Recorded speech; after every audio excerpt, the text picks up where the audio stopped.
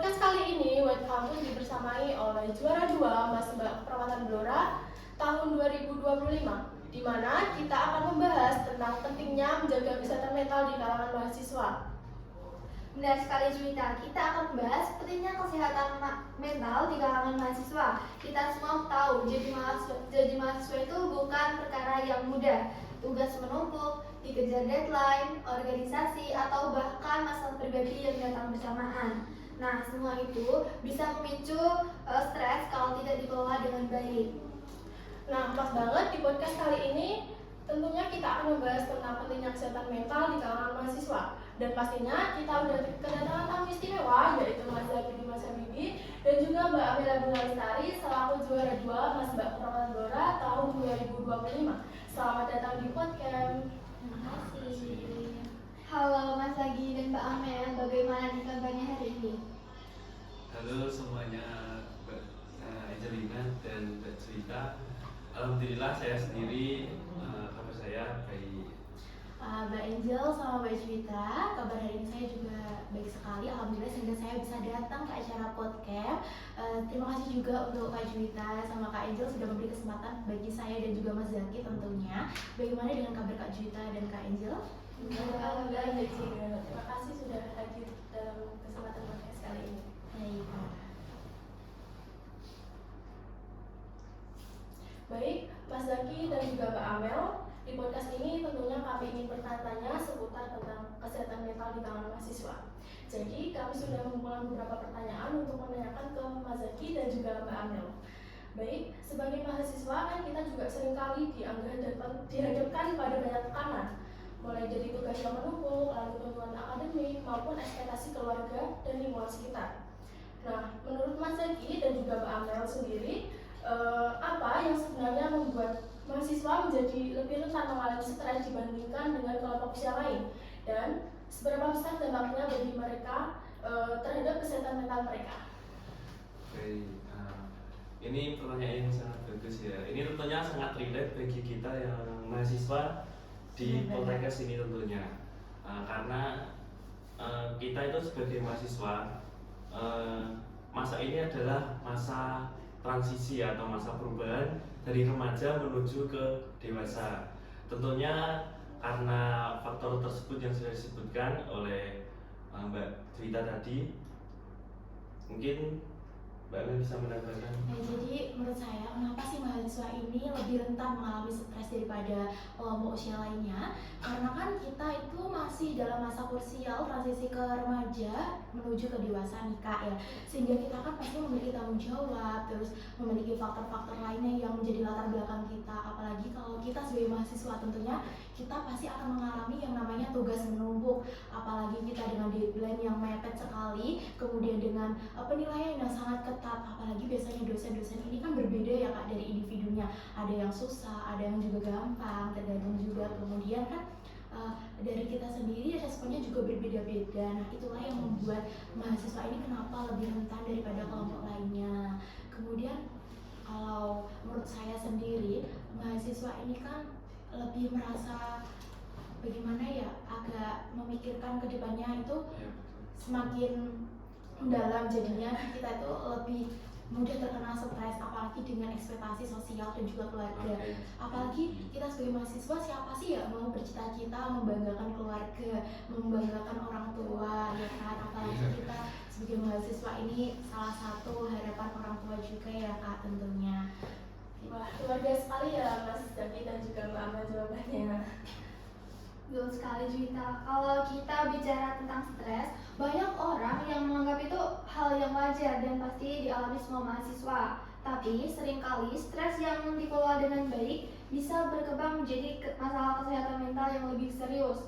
Bisa dijelaskan nih untuk Mas Zaki dan Mbak Amel, bagaimana sih kita bisa membedakan antara stres normal yang masih bisa ditoleransi dengan stres yang sudah berpotensi membahayakan kesehatan mental?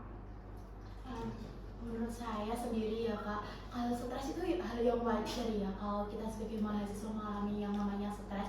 Apabila apabila stresnya itu masih bisa dikelola oleh diri sendiri, apabila stresnya itu masih bersifat sementara, tidak menetap begitu ya. Kalau kita sudah mengalami stres tapi sudah merambat ke aktivitas fisik kita, aktivitas kita semakin terganggu, mungkin karena aktivitas yang seperti kita kan kuliah di kampus ya Kak, tapi karena kita stres, terus kemudian kan kita namanya stres pasti akan mengalami depresi atau kecemasan yang berlebih lah Kak, begitu kan. Nantinya kalau kita kuliah itu pasti akan terganggu juga, kita nggak bisa fokus dalam mengikuti pembelajaran. Kemudian apalagi anak-anak organisasi nih yang sering mengikuti rapat juga kan, itu pastinya akan terganggu juga, nggak paham apa sih yang disampaikan dalam pemaparan organisasi tersebut, kok nggak masuk juga di pikiran aku, karena ya itu tadi kita mengalami stres. Jadi menurut aku kalau misal kita sudah mengalami stres yang pemicunya sudah selesai, misal tadi kan stres karena tugas yang menumpuk, tapi tugas aku sudah aku selesaikan, sudah aku manajemen waktunya, sudah aku prioritaskan, tapi ketika hal tersebut sudah aku tindak lanjuti, tapi ternyata stresnya kok masih berlanjut, tidak bisa tidur, masih depresi, nah itu adalah hal yang harus diwaspadai karena sudah termasuk stres kategori berat. Betul, setuju sekali dengan itu pernyataan dari Mbak Amel. Karena stres jika sudah tentunya mengganggu tidur kita, seperti tidak bisa makan, seperti yang sudah disebutkan tadi, tentunya itu akan mengganggu belajar kita, tentunya akan mengganggu masa depan kita. Karena apa? Karena kesehatan mental ini adalah satu fondasi utama bagi mahasiswa. Jika fondasi ini hancur, maka seterusnya akan mengganggu kelanjutan kita sebagai mahasiswa. Baik, jawaban yang luar biasa sekali ya teman-teman dari jawaban Mas Zaki dan juga Mbak Amel. Jadi kita harus bisa melawan stres tersebut agar tidak membahayakan kesehatan mental kita. Baik, berbicara tentang kesehatan mental, banyak mahasiswa sekarang yang Mbak Amel dan juga Mas Zaki yang merasa kesulitan bagi waktu antara kuliah, lalu ada organisasi, pekerjaan, maupun kehidupan pribadi. Nah, menurut Mas Zaki juga dan juga Mbak Amel, sejauh mana manajemen waktu berpengaruh terhadap kesehatan mental mahasiswa dan juga strategi apa sih yang realistis untuk membantu mereka mengurangi rasa tertekan akibat kesibukan tersebut? Nah, betul, ini manajemen waktu ini tentunya sangat penting sekali dari diri kita sendiri di kalangan mahasiswa tentunya. Apalagi yang banyak mengikuti organisasi seperti Dima, Hima, Web Kampus, semuanya. Jika kita tidak bisa mengelola manajemen waktu ini dengan baik, tentunya kita mempengaruhi sekali dengan kesehatan mental kita sendiri. Jika manajemen waktu kita buruk, maka kesehatan mental kita tentunya akan terganggu dan mengganggu masa depan kita. Gitu. Kalau menurut Mbak Amel sendiri? Dari saya sendiri nih ya Kak, pendapat saya sendiri terkait manajemen waktu itu seberapa penting sih? Menurut saya penting banget, karena kan kita sebagai mahasiswa tentunya tidak luput dari yang tadi tugas, apalagi kalau kita tertambahan ikut sebagai organisasi ya kan, ada yang ikut Dema, Hima, UKM atau KKM di kampus ini ya Kak, pastinya harus bisa memanajemen waktu yang baik itu gimana, antara memprioritaskan tugas, kemudian memprioritaskan rapat-rapat lainnya juga, itu juga harus dimanajemen, karena kalau tidak itu juga akan mengakibatkan tekanan pada diri kita. Karena kalau begini Kak, jika kita tidak bisa manajemen waktu, kita tidak bisa memisahkan prioritas mana yang harus kita lakukan, kita keteteran, dan itu juga akan membuat diri kita, aduh gimana sih kok aku belum ini belum itu, sedangkan deadline-nya harus jam segini, hari ini saya sudah terkumpul, tapi aku belum bisa ngapa-ngapain. Nah, itu juga bisa mempengaruhi, jadinya diri kita tertekan, kita belum merasa melakukan apa-apa dalam diri kita, tapi sudah harus dikumpulkan dari itu juga gitu. Kemudian strategis yang harus dilakukan menurut saya yang realistis dan sudah sering saya terapkan juga dalam kehidupan itu, yang pertama nih Kak, buat teman-teman juga tentunya nanti bisa dilakukan ya. Yang pertama membuat list, nanti kalian bisa list nih tugas apa sih dari Senin sampai Jumat kan kuliah ya teman-teman. Nanti kalian bisa list mungkin matkul A nih tugasnya ini, deadline-nya ini, tugas kelompok ataupun individual nih. Kemudian ini diprioritaskan atau tidak sesuai dengan deadline yang sudah ditentukan oleh dosennya. Kemudian setelah itu misal hari Selasa ada rapat nih, rapat web kampus jam 2 siang. Nah itu juga bisa di-list teman-teman, biar kita ini tidak lupa, biar kita ini paham sama jadwal-jadwal kita, sehingga jadwal kita tersusun rapi dan tidak bisa kita terganggu oleh hal-hal lainnya begitu. Kemudian yang kedua adalah menerapkan jam. Ini juga sering saya lakukan Kak Juwita dan Kak Angel. Saya bisa menerapkan ini di rumah itu seperti ini. Misalkan saya hari Senin sampai Jumat kan kuliah sampai mungkin sore, tidak sampai malam kan. Apalagi kalau rapat mungkin paling mentok jam maghriban lah, jam 6-an. Nah, kalau sudah di kos itu jam 7 saya harus sudah membuka lagi materi yang tadi diajarkan oleh dosen. Karena begini, mungkin saya di kelas itu tidak selalu fokus dalam perkuliahan. Karena mungkin ada yang saya pikirkan, entah itu saya mau pikirkan urusan yang sedang saya alami atau masalah, karena namanya anak muda pasti mengalami masalah ya Kak tentunya.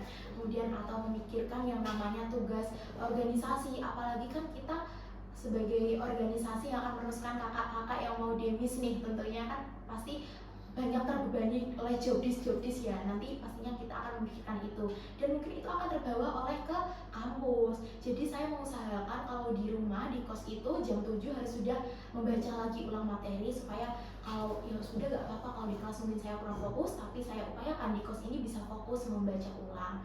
Kemudian setelah itu saya menggunakan waktu me time atau istirahat setelah Senin sampai Jumat saya kuliah nih Kak. Meski kan capek, tertekan, iya lelah banget Kak, bener banget, pasti ngerasa ya apalagi anak organisasi ya Mas ya.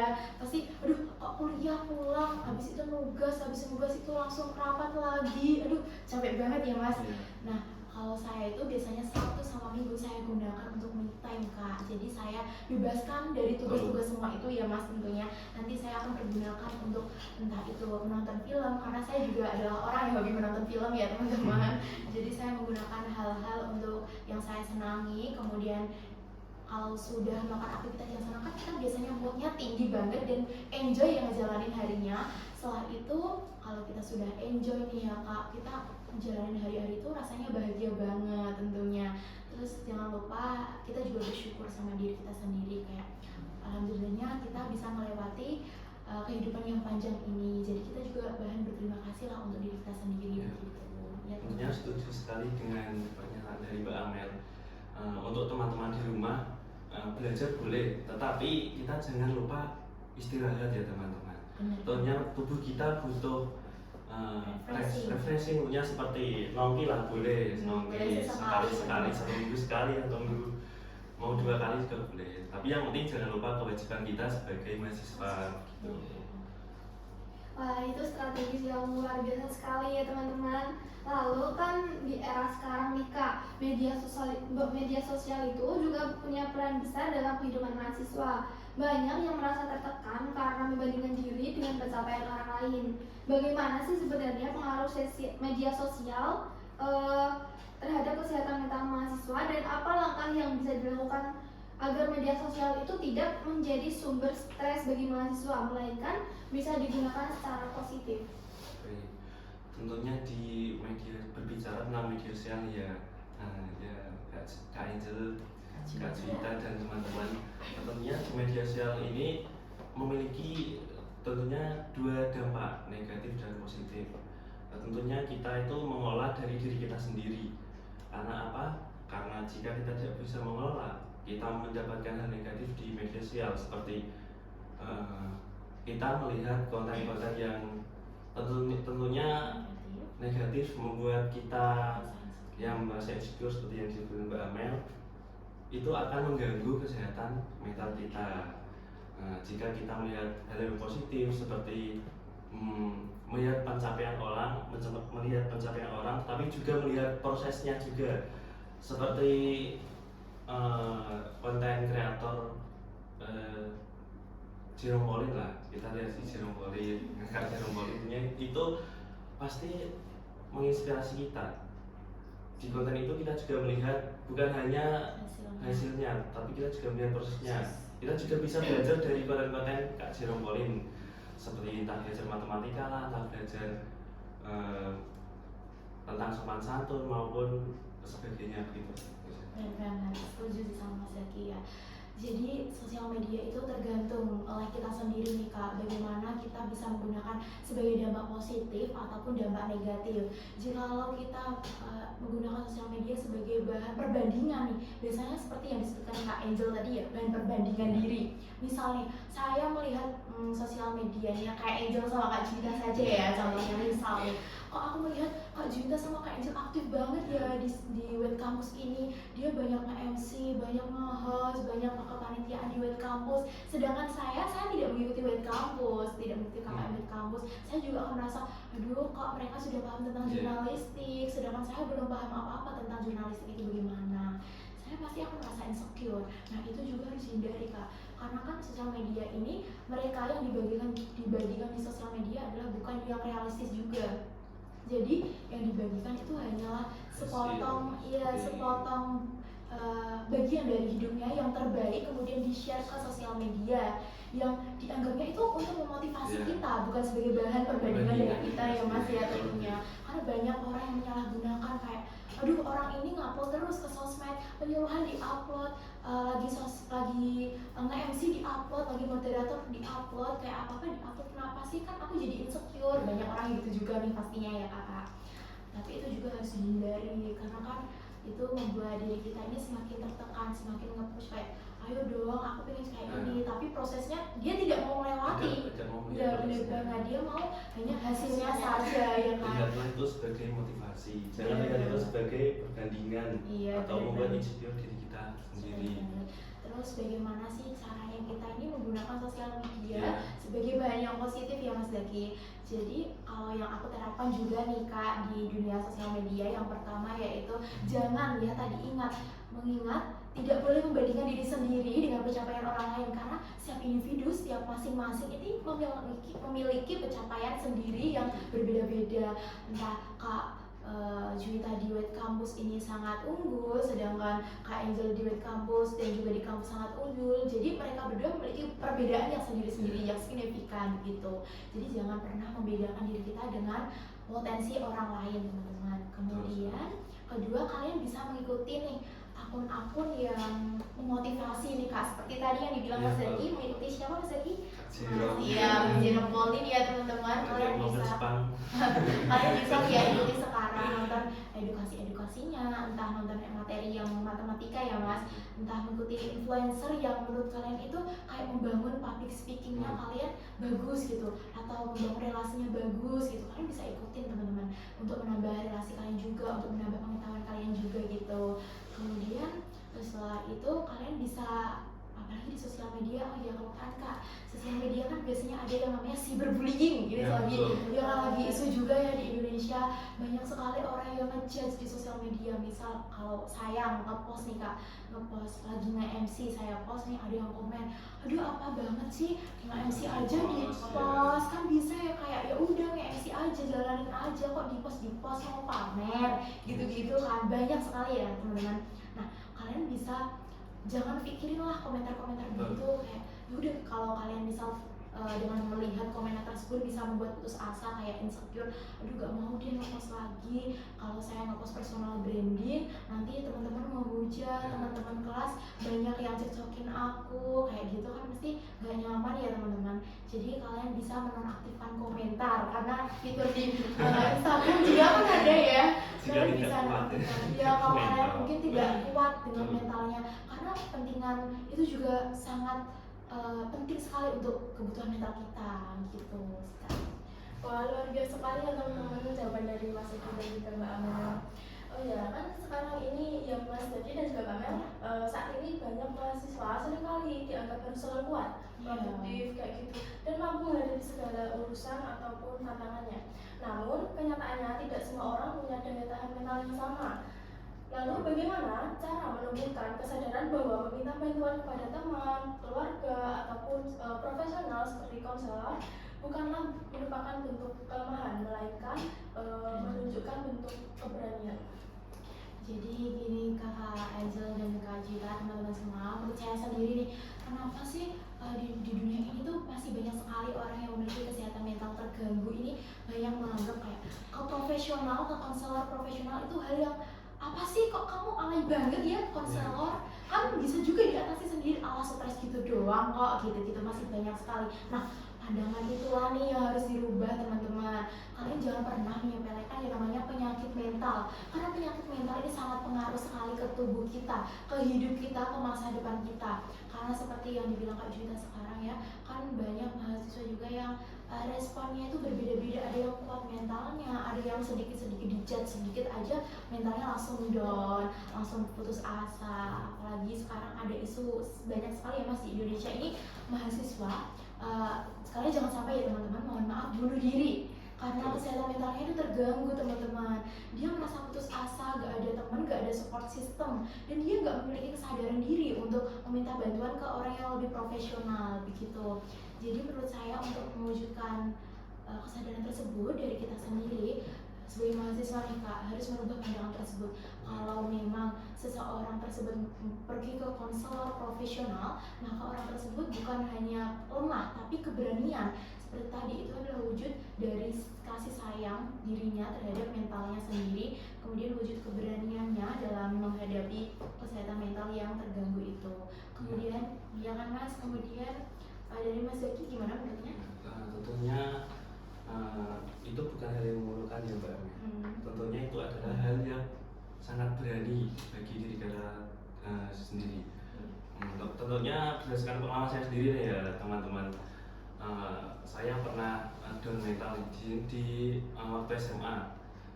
Ya gimana ya? Cerita aja ya Pak ya, sharing-sharing buat teman-teman di sini. Tentunya ya putus begitulah ya dari teman dari Putus cinta ya, ya. betul sekali. Itu masalah Gen Z banget. Iya itu pasti teman-teman banyak nih yang mentalnya kena karena putus cinta.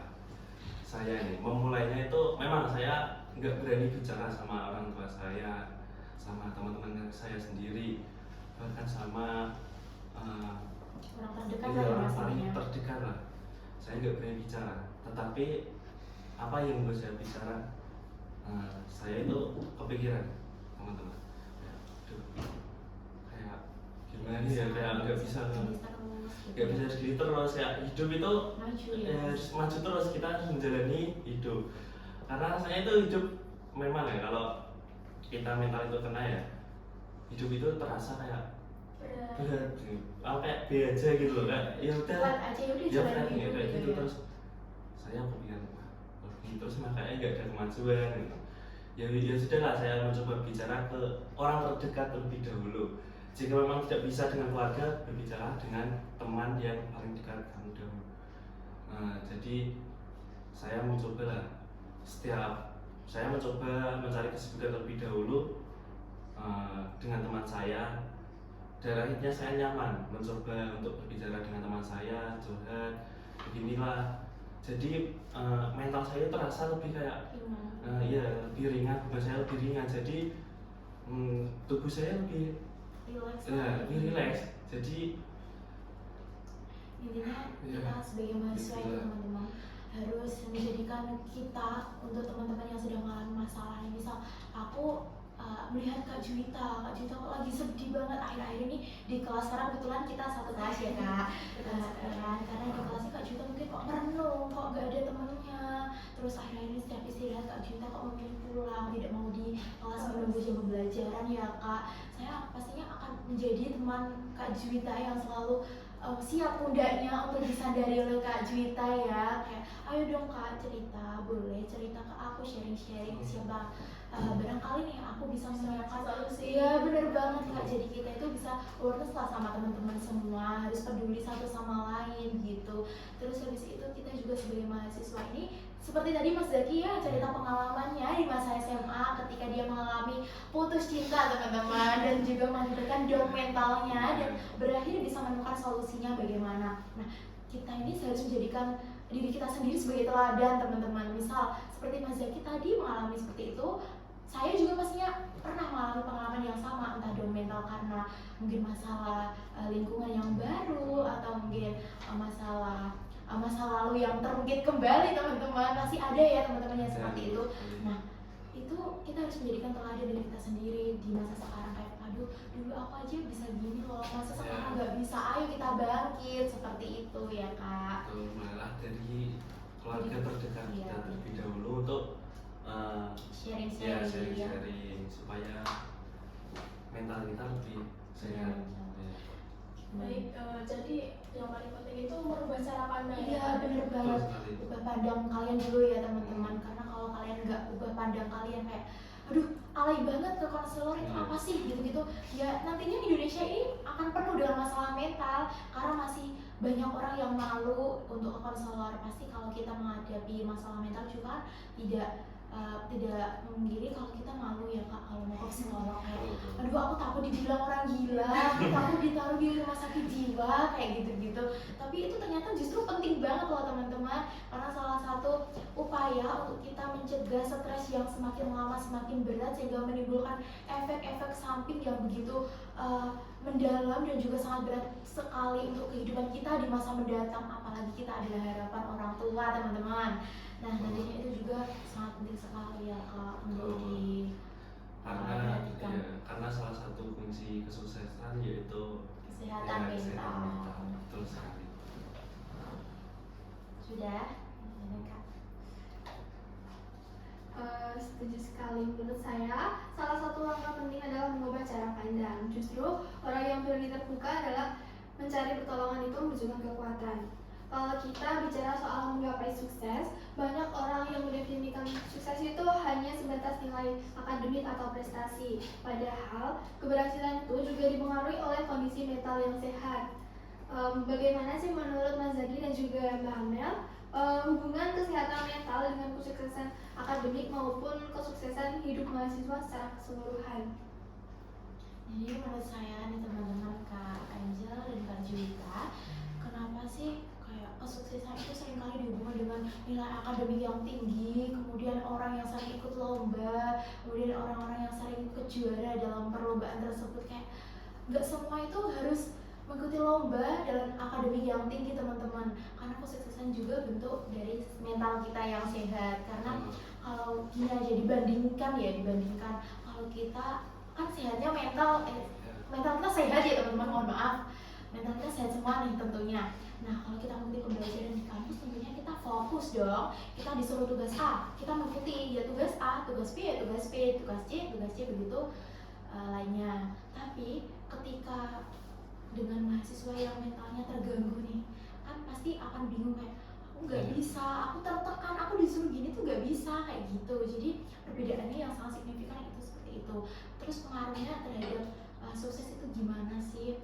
Jadi kalau kita uji sukses kan ya tadi ya kak, fokus dalam akademik, mungkin fokus dalam masa depan kita, fokus dalam hidup kita yang kita lalui saat ini, kemudian kesehatan kita. Tapi ketika semua itu mental kita terganggu, maka semua itu tidak akan terpenuhi. Seperti tadi, tugas tidak akan terpenuhi, kehidupan masa depan tidak akan terencanakan, karena kita saat mau hidup sekarang aja bingung, kita nggak bisa melewati hari ini, bagaimana dengan hari esok.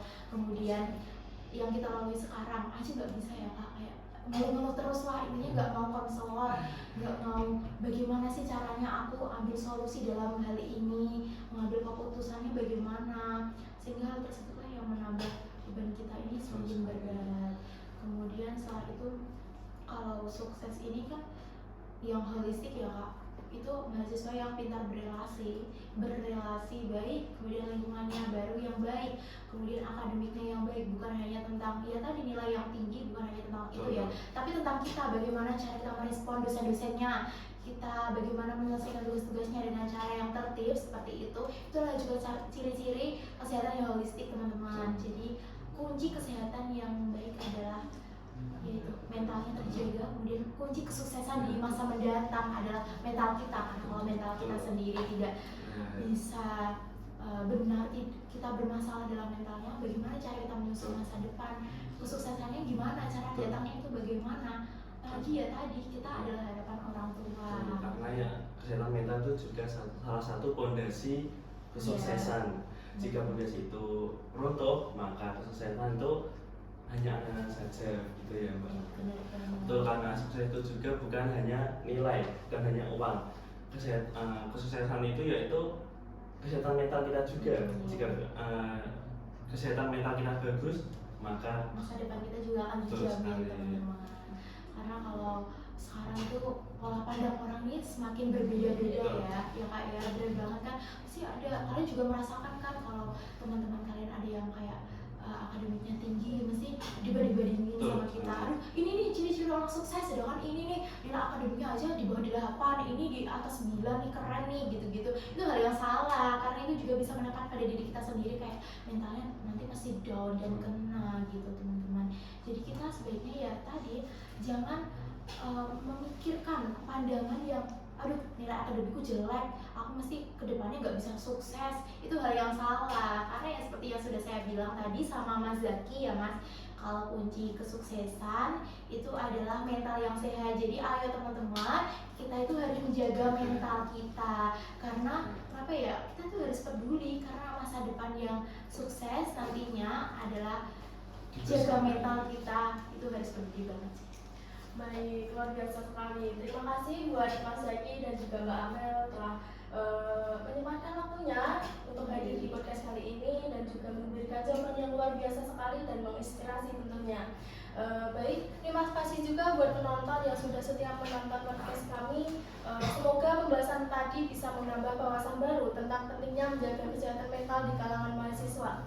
Jangan lupa untuk terus mengikuti podcast ini agar tidak ketinggalan topik menarik lainnya. Jika kalian punya pertanyaan, ide, ataupun pengalaman yang ingin dibagikan, silahkan tinggalkan komentar atau hubungi kami di media sosial. Sampai jumpa di episode berikutnya. Tetap semangat berinovasi di masa depan kesehatan yang lebih baik. Baik, benar sekali nih Angel. Untuk penonton, terima kasih sudah setia juga menonton podcast kami. Jangan lupa untuk terus mengikuti podcast berikutnya dengan cara follow Instagram dan TikTok Wet Campus Region 4 ya. Baik, sebelum kita akhiri podcast kita kali ini, yuk kita ucapkan jargon Wet Campus. Jargonnya gimana Kak ajarinnya ya? Nanti kalau saya bilang apa Wet Campus Region 4, nanti bilang berani berkarya di masa muda, hidup terus mahasiswa. Gerakannya ada? Oke. Gimana gerakannya? Gini Terus gini. Berani berkarya berani berkarya di masa muda, hidup terus mahasiswa. mahasiswa. Kita mulai ya. Ya, baik. KKM Wet Campus Region 4, Berani berkarya di masa muda, hidup terus mahasiswa. mahasiswa.